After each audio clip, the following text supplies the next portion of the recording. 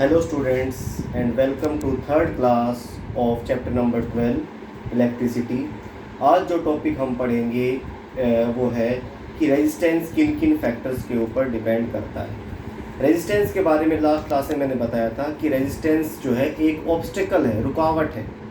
Current एक wire के एक एंड से दूसरे एंड तक जाना चाहता है, बीच में रेजिस्टेंस प्रेजेंट है। रेजिस्टेंस जो है करंट को वहाँ से वहाँ जाने पर रोकता है, ठीक, करंट के फ्लो का अपोज करता है, मैंने बताया था आपको ये, ठीक है। तो ये रेजिस्टेंस किन किन फैक्टर्स के ऊपर डिपेंड करता है।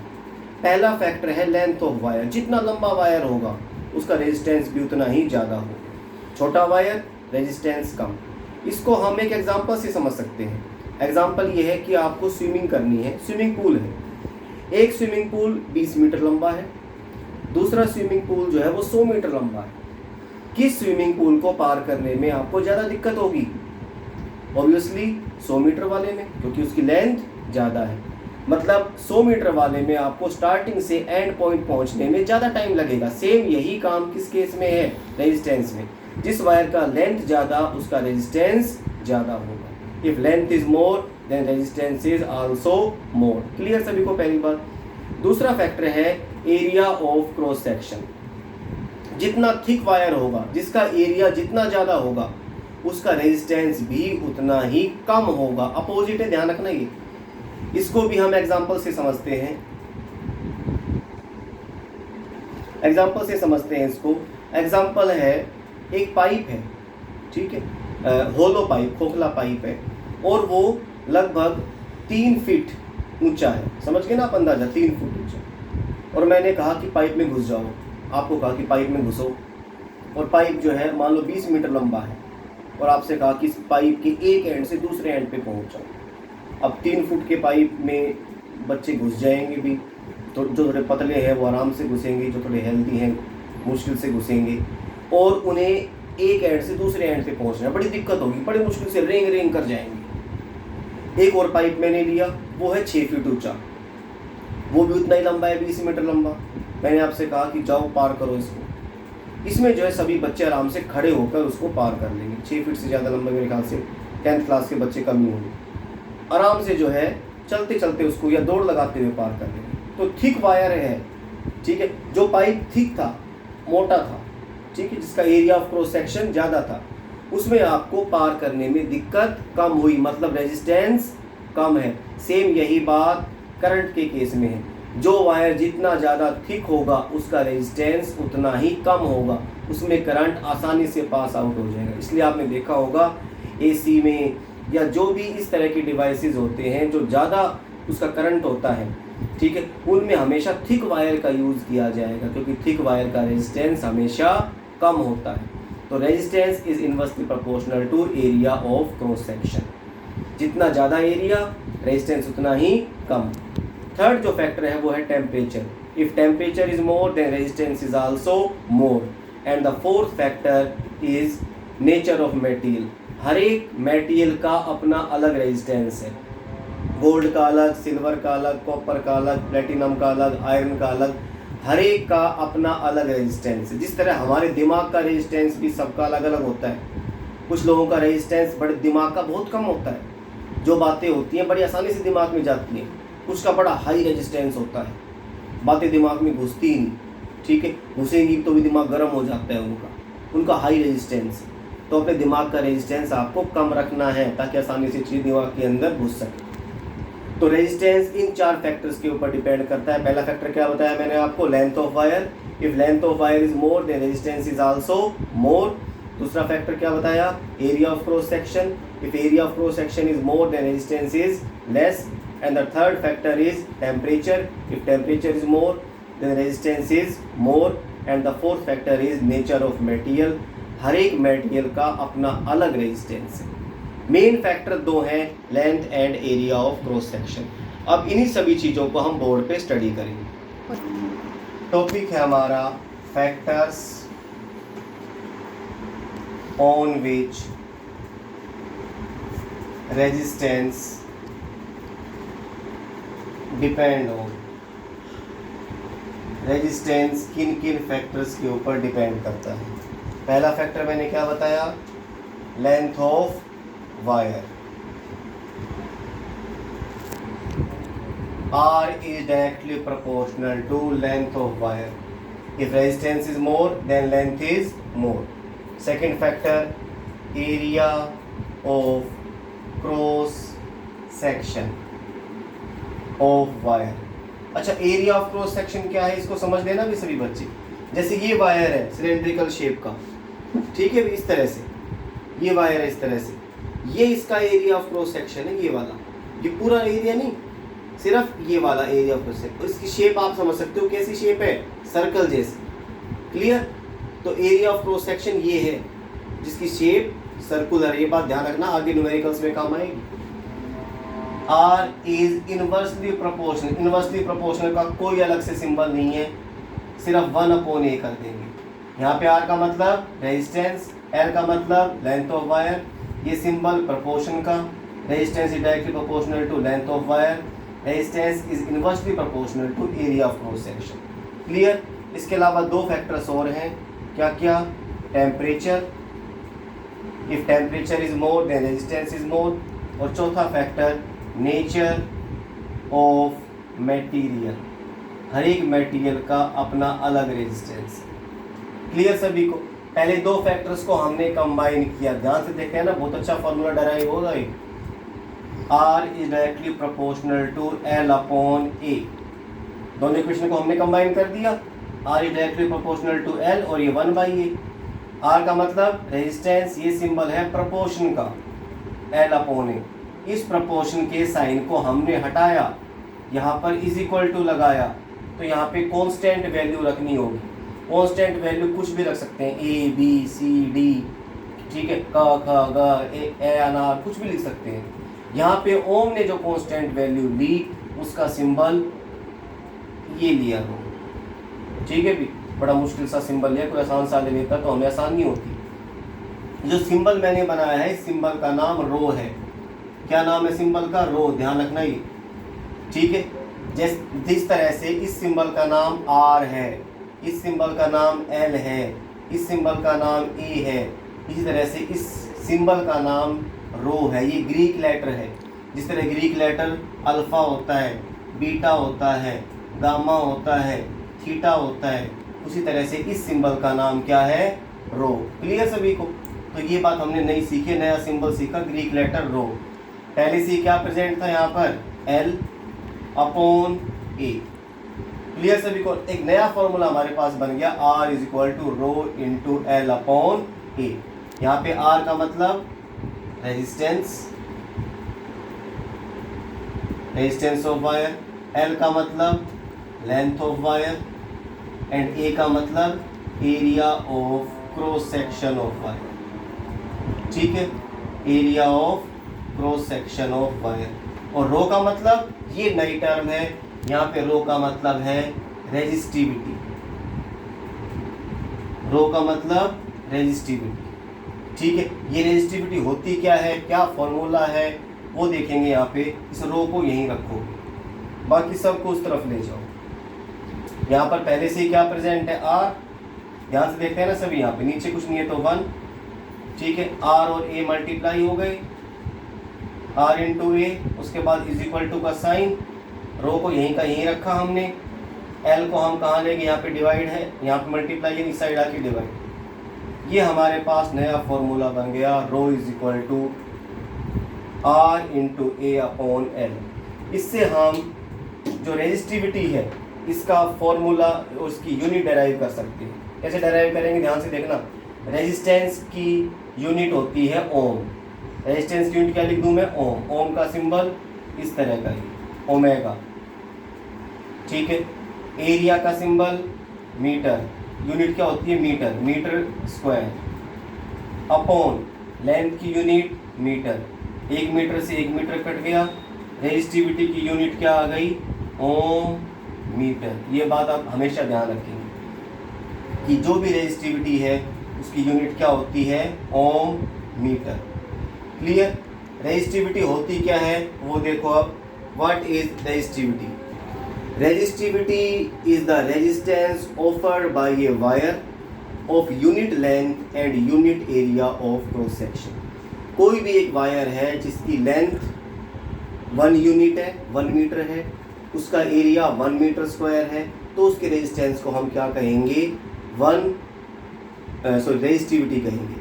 ठीक है, रेजिस्टिविटी की definition, it is the resistance offered by a wire of length, unit length and unit area of cross section.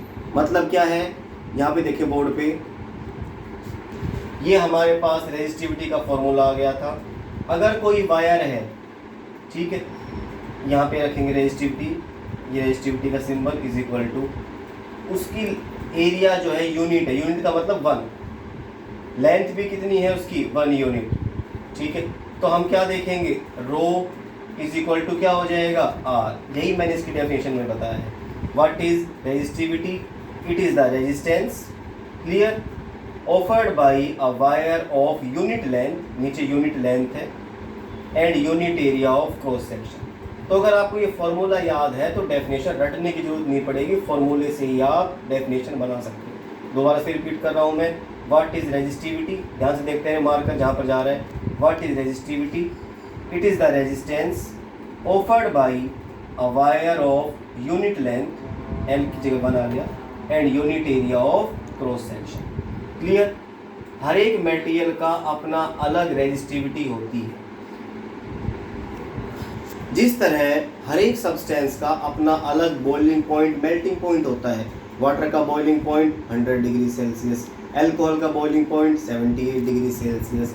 इसी तरह से हर एक मटेरियल की अपनी अलग रेजिस्टिविटी होती है। जैसे सिल्वर की रेजिस्टिविटी 1.62 इंटू 10⁻⁻8 ओम मीटर। ठीक है, कॉपर की रेजिस्टिविटी 1.68 इंटू 10⁻⁻8 ओम मीटर। हर एक मटेरियल की अपनी अलग रेजिस्टिविटी है। रेजिस्टेंस एंड रेजिस्टिविटी में difference, resistance can be changed, resistivity can not be changed. एक वायर है, उसको हमने स्ट्रेच किया, ठीक है, उसका रेजिस्टेंस चेंज हो जाएगा, रेजिस्टिविटी चेंज नहीं होगी, because resistivity depend on only nature of material. भी वायर है हमारे पास, कॉपर का वायर है, चाहे हम उसको स्ट्रेच करें, कुछ भी करें, वो रहेगा तो कॉपर का ही, तो उसकी रेजिस्टिविटी सेम रहेगी, रेजिस्टेंस क्या हो जाएगा, चेंज हो जाएगा। ठीक है, जिस तरह कोई इंसान है, कोई आदमी है, वो इंडिया से अमेरिका चला गया, ठीक है, अमेरिका जाके वहाँ की लैंग्वेज में बोल रहा है, वहाँ के त्यौहार मना रहा है, ठीक है, उसका आउटलुक चेंज हो गया, लेकिन अंदर से फिर भी वो क्या है, इंडियन है। वैसे ही वायर को हम स्ट्रेच करें, आधा करें, डबल करें, कुछ भी करें, उसकी रेजिस्टेंस चेंज हो जाएगा, रेजिस्टिविटी हमेशा क्या रहेगी, सेम रहेगी। Resistivity always depend on nature of material, ये बात आप ध्यान रखिए। रेजिस्टेंस एंड रेजिस्टिविटी में यही सबसे बड़ा डिफरेंस है। ये आपसे पूछे क्या डिफरेंस है, resistance can be change by changing the length of wire, resistivity can not be changed by changing the length of wire. Resistivity किन फैक्टर के ऊपर डिपेंड करेगी, it depends only on nature of material. हर एक material की अपनी अलग resistivity. Resistivity की यूनिट ओम मीटर, रेजिस्टेंस की यूनिट ओम। ये दोनों में रेजिस्टेंस एंड रेजिस्टिविटी में फ़र्क है। एक बात और ध्यान रखेंगे, जिस सब्सटेंस की रेजिस्टिविटी जितनी कम है वो उतना ही अच्छा कंडक्टर है, उसमें से करंट उतनी आसानी से पास आउट हो जाएगा। तो सबसे अच्छा कंडक्टर कौन सा है, सिल्वर, क्योंकि सिल्वर की रेजिस्टिविटी सबसे कम होती है। इसीलिए जो भी सुपर कंप्यूटर्स होते हैं उनमें जो वायरिंग होती है अंदर की, वो सिल्वर की बनी होती है, बिकॉज सिल्वर इज़ जो है बेस्ट कंडक्टर ऑफ इलेक्ट्रिसिटी, क्योंकि उसकी रेजिस्टिविटी सबसे कम है। उसके बाद नंबर आता है कॉपर का। कॉपर भी बहुत अच्छा कंडक्टर है, इसकी रेजिस्टिविटी भी बहुत कम है। रेजिस्टिविटी कम का मतलब इसमें से करंट आसानी से पास आउट हो जाएगा, ठीक है, इसलिए हम अपने घरों में वायरिंग कॉपर की करते हैं। उसके बाद नंबर आता है एल्यूमिनियम का। ये भी देखा होगा कि कुछ जो अप्लायंसेस में एल्यूमिनियम का इस्तेमाल होता है। हमारे घरों के बाहर जो खंभों पे वायरिंग गई हुई है उसमें एल्यूमिनियम के वायर है। एल्यूमिनियम की रेजिस्टिविटी कम होती है, ठीक है, इसीलिए हमने उन वायर्स पे एल्यूमिनियम का यूज़ किया।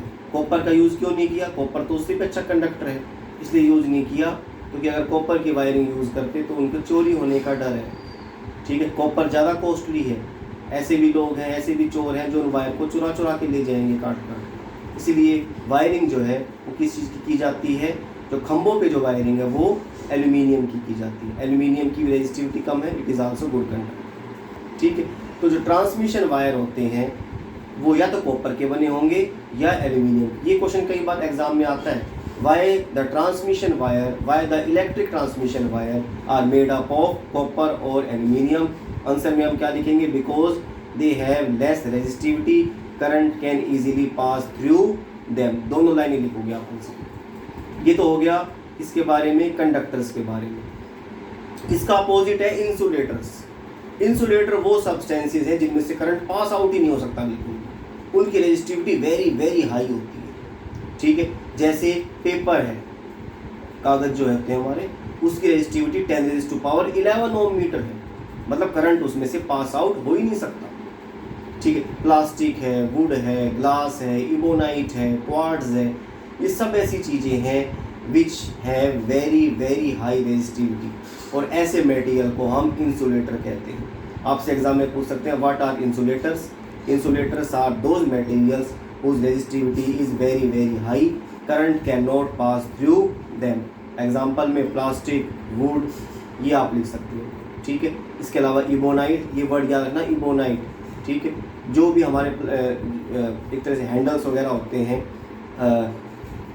आयरन के, प्रेस के, वो इबोनाइट के बने होते हैं।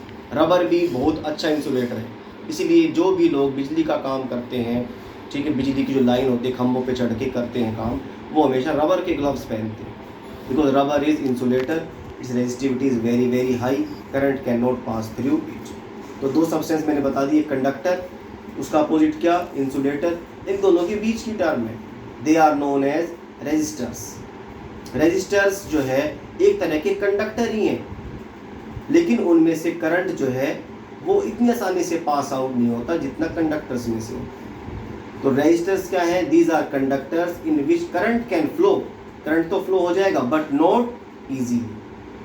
ठीक है, जब उनमें से करंट पास होगा तो वो उसको दिक्कत आएगी, इसलिए वो सब्सटेंस हीट अप हो जाएंगे। और जो भी हमारे डिवाइसेस होते हैं जो हीट अप हो जाते हैं, उनमें रेजिस्टर्स का यूज़ किया जाता है।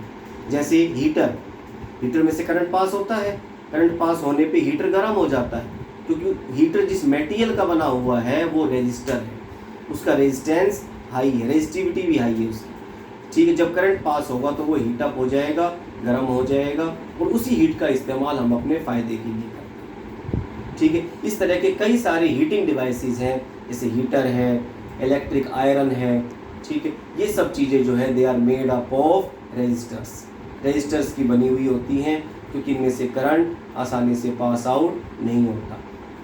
जो रेजिस्टर्स हैं उनकी रेजिस्टिविटी जो होती है वो हाई होती है, 10⁻⁻4 ओम मीटर से 10⁻⁻6 ओम मीटर। यहाँ पर मैं टेबल बना रहा हूँ, इसमें हर एक मटेरियल की रेजिस्टिविटी आप देख सकते हैं। टेबल बना रहा हूँ मैं, ये मटेरियल और दूसरे में रेजिस्टिविटी। ठीक है, मटेरियल में सबसे पहले हमने लिखा कंडक्टर्स। कंडक्टर्स वो मटेरियल जिनकी रेजिस्टिविटी वेरी वेरी, ठीक, 10⁻⁻6 ओम मीटर से लेकर 10⁻⁻8 ओम मीटर। और इनमें सबसे अच्छा कंडक्टर है सिल्वर, 1.62 इंटू 10⁻⁻8 ओम मीटर। आपके बुक के अंदर टेबल है, वो आप आराम से देख सकते हैं इसमें। सिल्वर सबसे अच्छा कंडक्टर। ठीक है, ये फर्स्ट। सेकंड आ जाएगा रेजिस्टर्स। रेजिस्टर्स वो मटेरियल हैं जिनकी रेजिस्टिविटी 10⁻⁻4 ओम मीटर से लेकर 10⁻⁻6 ओम मीटर तक है। और इसके 3 एग्जाम्पल हैं, वो आप याद रखेंगे, नाइक्रोम, कॉन्स्टेंटन एंड मैग्नेमिन। याद रखना है तीनों एग्जाम्पल। ये तीनों के तीनों क्या है, रेजिस्टर्स, और इनकी रेजिस्टिविटी किस रेंज में होती है, 10⁻⁻4 ओम मीटर से 10⁻⁻6 ओम मीटर। और थर्ड जो मटेरियल है वो है इंसुलेटर्स। इंसुलेटर वो मटेरियल है जिनकी रेजिस्टिविटी 10⁻12 ओम मीटर से लेकर 10⁻17 ओम मीटर तक। और इसके example ebonite, quartz, would, paper, plastic, ये सारी चीज़ें आ जाएंगी।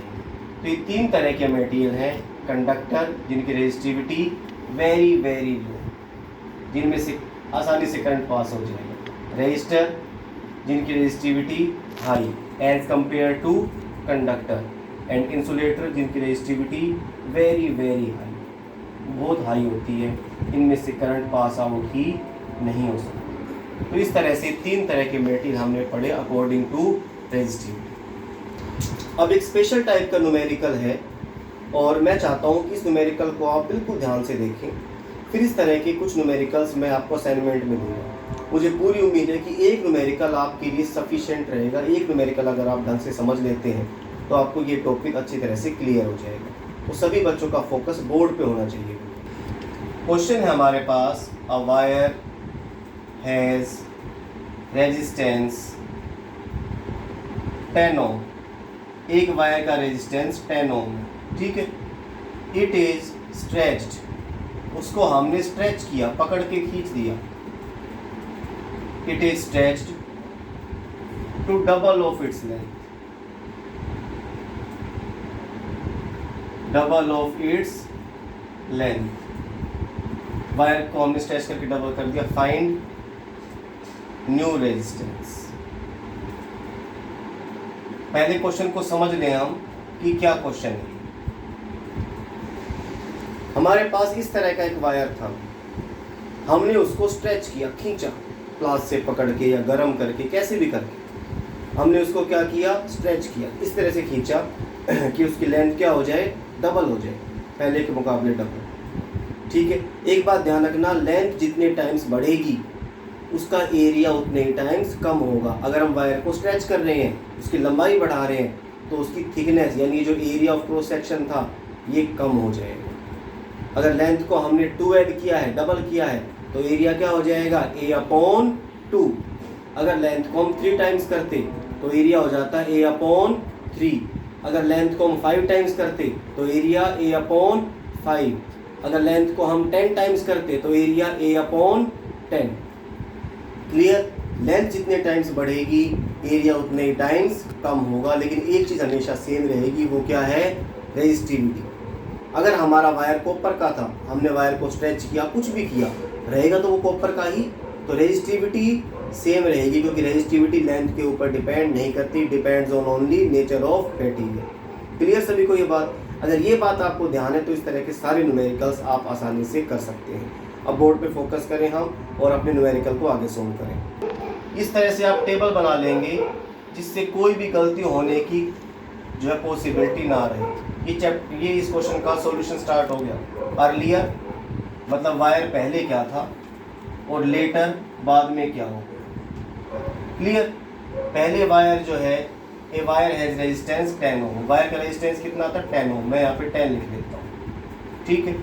बाद में कितना हो गया, इसको हम R2 मान लेंगे, ये हमें नहीं पता कितना है, ठीक है। It is stretched to double of its length.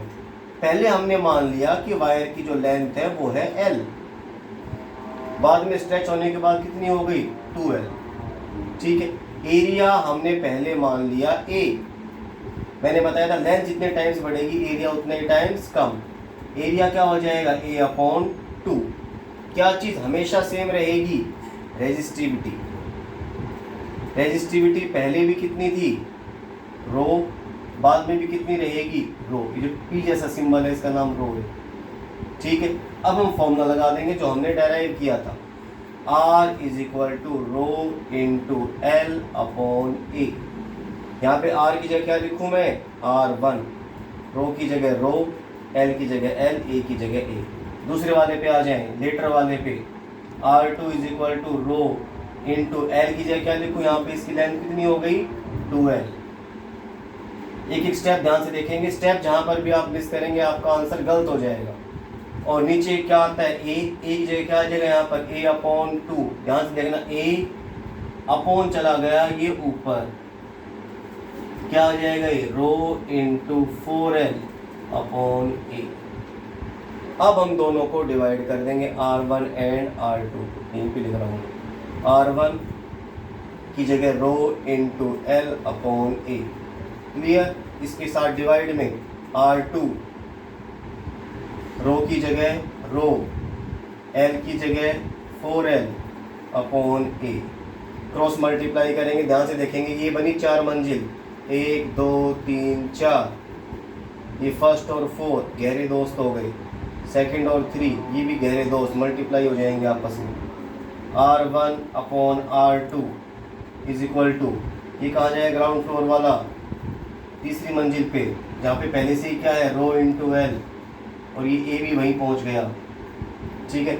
Next पे कौन से हैं ये A, उसके साथ क्या पहुँच गया रो इंटू 4L, जो कटे उसको काटो, A से A, रो से रो, L से L, क्या आ जाएगा R1 अपॉन R2, R1 कितना था हमारा 10 ohm upon R2 is equal to 1 upon 4, cross multiply करेंगे, R2 की वैल्यू कितनी आ जाएगी 40 ओम। इस तरह से ये न्यूमेरिकल है, इम्पोर्टेंट न्यूमेरिकल है। एक ना एक इस तरह का न्यूमेरिकल जो है उसके आने की पॉसिबिलिटी एग्जाम में काफ़ी ज़्यादा होती है। ये स्पेशल टाइप का न्यूमेरिकल सिर्फ रेजिस्टिविटी वाले टॉपिक पर बेस्ड। तो इस तरह से ये आज का जो टॉपिक था वो पूरी तरह से रेजिस्टिविटी के ऊपर बेस्ड था। रेजिस्टेंस किन किन फैक्टर्स के ऊपर डिपेंड करता है वो हमने पढ़ लिए। नई टर्म हमने पढ़ी रेजिस्टिविटी। रेजिस्टिविटी के ऊपर बेस्ड जो है 3 तरह के substances, insulator, resistor and conductor, और एक न्यूमेरिकल किया R is equal to rho into L upon A के फॉर्मूले के ऊपर बेस्ड। इस तरह के कुछ और क्वेश्चंस जो है वो मैं आपको असाइनमेंट में दूंगा, 7 या 8 या 10 क्वेश्चन। असाइनमेंट सभी बच्चे साथ के साथ करते जाएं। अगर किसी बच्चे को न्यूमेरिकल से रिलेटेड प्रॉब्लम में दिक्कत है तो वो मुझे फ़ोन कर सकता है, उसके लाइव क्लासेस भी दी जाएंगी। जूम पे लाइव क्लासेस स्टार्ट कर रहा हूँ मैं, ठीक है, 2-3 दिन में स्टार्ट कर दूँगा मैं। जिन भी बच्चों को दिक्कत होगी उनकी न्यूमेरिकल्स की लाइव क्लास हो जाएगी, कोई दिक्कत नहीं है मुझे, ठीक है। जो नए बच्चे जुड़े हैं वो चैनल को सब्सक्राइब करें और अपने कमेंट करें, ठीक है। और जिसको जो पुराने नोट्स चाहिए वो मुझसे ले सकता है, ठीक है। Clear, okay, thank you.